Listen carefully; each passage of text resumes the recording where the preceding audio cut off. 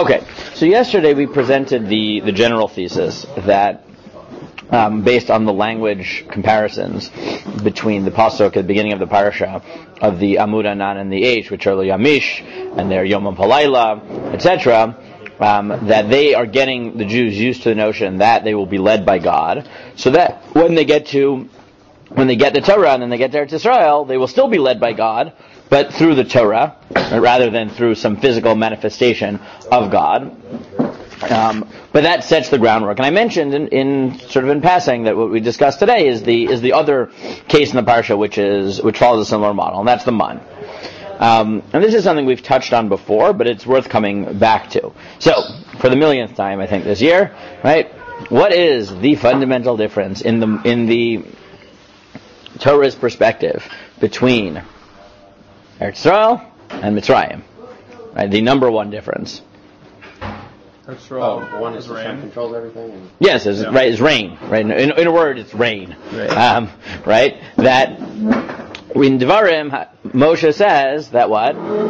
That the land you are coming to is Lo Ke'eretz Mitzrayim. Which what? Nile.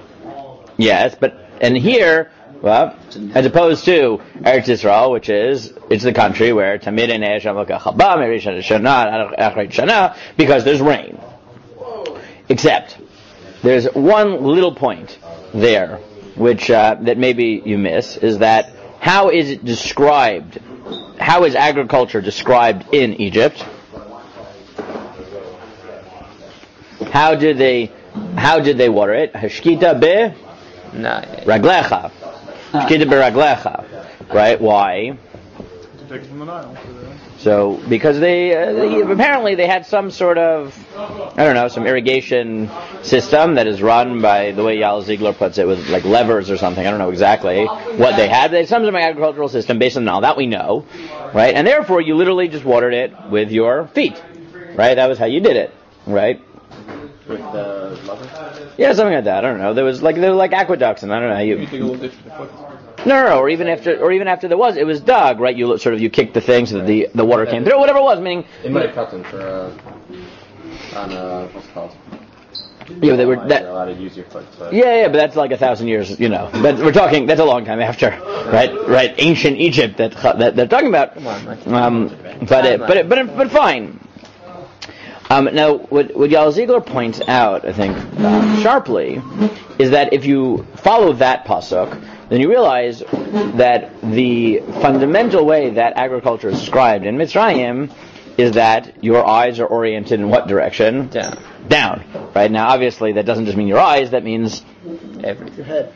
Your head space, right? Meaning your mind is oriented down, right? In the way Dvarim describes it, Kochi votem yad yasa le'rachayel hazeh.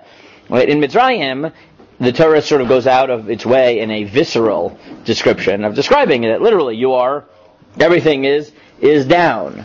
Now, rain, in a very physical sense, forces somebody to look where for his sustenance? Up. What are you saying? Look. Up. Rain kind of look up. The rain shoots up from the ground. I my answer before you said the whole thing. Down. Like, where does the rain? It comes down. Rain forces you to look down because no one looks like this in the rain. But it forces you to look up, which is true both physically in the sense that it comes from up, but it also theologically it comes from God, right? It forces you to recognize that it comes from God, who is, whatever that means metaphorically. We think of God.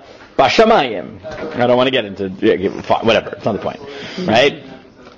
But based on that sort of very physical, even crude description of the difference between Mitzrayim and Eretz Yisrael and rain versus the river, there's a pasuk that makes a lot of sense, which is how is the mun described and what is its point? At the end of Parshat Beshalach. But listen to the language. Vayomer Adonai al Moshe. Hineni mamtir lachem lechem min hashamayim. V'yatza'am v'laktu dvar yom b'yomo l'man hasen aleich b'taratiyim lo. Rain on you bread. Yeah, lechem min hashamayim. Right, meaning, but think about it. Right, what is the pasuk really saying? And think about how we then take that in our bracha. Right, lechem is supposed to come from where? From the ground.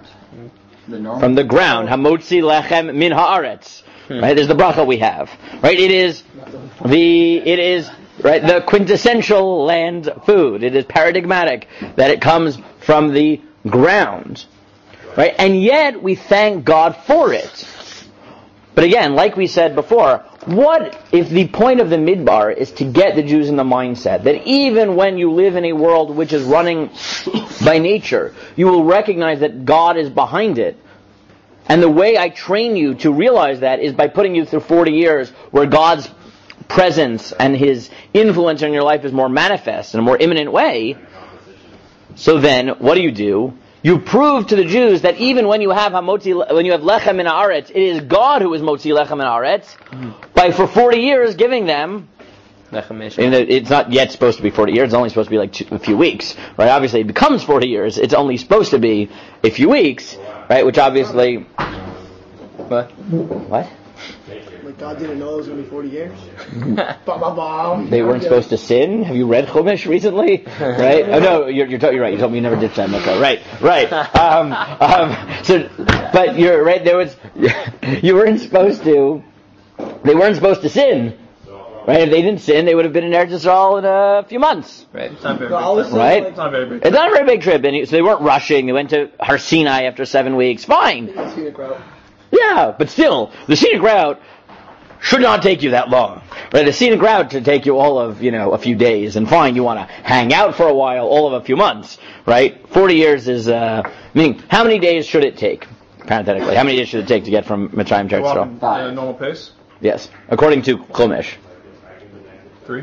It's 11 days. 11 days? Right? I know that. Beginning of Dvarim, Achad Asar Yom Har Chorev, or at least from Har Chorev, not from Mitzrayim, but from Har Chorev. Should be 11 days from Har Chorev, right? That's the way the Torah describes it. Again, is that 11 days for a normal person walking 11 days with a camp of millions of people? That's the normal amount. I don't know what that means, but it was supposed to take 11 days. That's the point. 40 years. Yeah, exactly. So this is right. So even this was originally just supposed to be a few weeks worth of training. But what Yael Ziegler points out is that, again, you see that same thing, is that Hashem is trying to drive into them that even when you have a motzi lechem min haaretz, it's God who's motzi lechem min haaretz. How do you drive that home? Right? That even when it's coming, so to speak, from down, which is the Mitzrayim of the world, right, is by, again, if rain in Tanakh is what represents that you depend on God, then symbolically, for at least that formative period where the Jews are learning what it means to depend on God, bread will also come min hashamayim. Right? Amamtir lochem lechem min hashamayim. And then if you follow the rest of the pasuk, it's actually quite striking. And maybe we'll end up focusing on the latter half of the parsha this week. Right? Is that if you don't believe me that the mun is supposed to be that important, right? What is the end of the pasuk? I already read it, but what does it say? Leman anasenu hayelech b'torati imlo. The mun and the experience of the mun is, for some reason, that which tests the Jewish people whether they are worthy or whether they will follow the Torah or not. It's clear that the theological import and the religious experience of the mun is in some way definitional to the way in which the Jews relate to God. Right? How that is, maybe we'll have to talk about it another day. But the fact that it is that way, right, is undeniable. That is what God says. Yeah. Right? So again, I think this is a pattern that you can find in Shemot in general, that Hashem in the Midbar is trying to set the stage that even when the Jews experience natural life, because of this magic period in the Midbar, right, they will remember that at its core, right, God is behind it, right?